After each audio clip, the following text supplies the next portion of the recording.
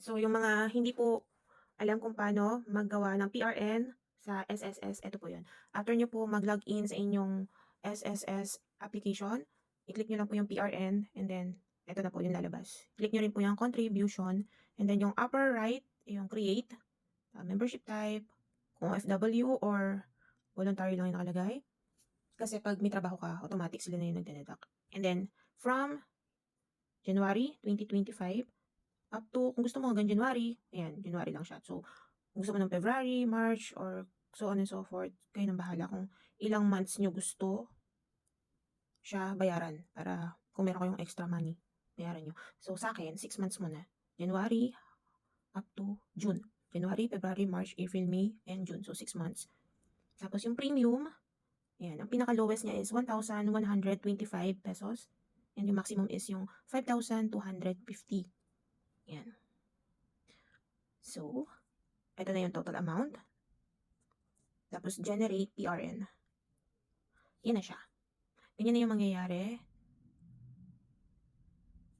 Okay. Ang ating PRN. Ngayon, pay. Pindutin na lang natin tong pay. Kalang ha? שיש פה אישה אמיתית, שלא זכתה לאיזה תהילה בזכות זה, לא זכתה לשום דבר טוב בזכות זה. Pagkatapos natin gumawa ng ating PRN, pindutin natin tong pay. Yes.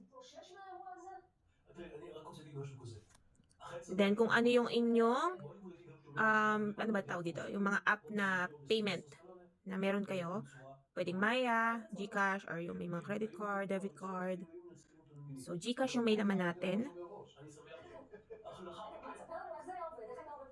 השיטה הייתה עובדת, הם מגיעים לאתרים שמקרינים, עושים את הסרטים, ויורדים לחוץ לגדרות, והכוכב קולנוע היה מאתר עם מה שהוא רוצה, ושולח לקרוא להם, ומפה אני משאיר את הדמיון לכם. גם בארץ זה קרה. עם לא מעט זמרים שהבטחנו אותם כחברה שהבטחה. שאתה ידעת מה קורה לפני? אני באיזשהו שלב, אני עצרתי את זה, מפני שלא הייתי מוכן לשתף בזה. GCash lang tayo.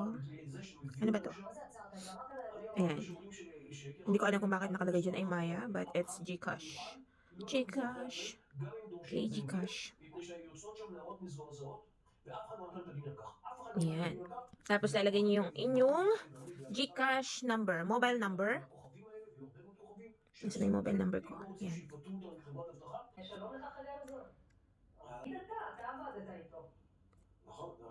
Next. Ayan. Ayan na, nakalagay na siya. SSS Country or Contribution by GCash. Screenshot muna natin. And then, pay. אנחנו צריכים לשים את הסיפור הזה ספציפית במקום אחר.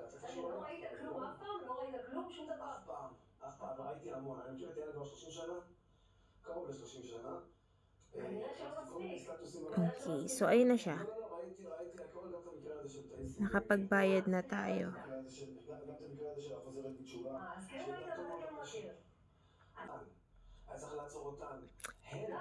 Ayan na. Nag-notification na siya. You have successfully paid on January 4th, 2025. Ayan, January 2025 up to June 2025. Ayan, SS contribution, 31,500. And then, syempre may convenience fee na 10 pesos and yung service fee, 6 pesos. Okay. Close na natin. And then, i-check natin yung ating contribution. Wow, ang galing! Automatic, guys, oh. Sobrang bilis. Ang bilis, o, tinan nyo, oh. Parang seconds na seconds lang. Andito na agad. Nag-reflect na. Eh na siya. 5,250 for 2025. Oh, 'di ba? Sobrang bilis. Hindi ko alam sa ibang mode of payment. Paki-comment nyo kung ano yung gamit nyo, kung may Maya or yung may mga credit card. Kung ganito rin kabilis. Sobrang segundo lang. Parang nag-blink lang ako ng eye. O, 'di ba? Okay. So, ayun na siya. Ang click natin ang 2024 ko ay medyo nag-upgrade ako ngayon ng payment eh. Ayan o. 2,870. And then, nung 2025 ngayon, 5,250. Maximum natin siya. So, yun lang.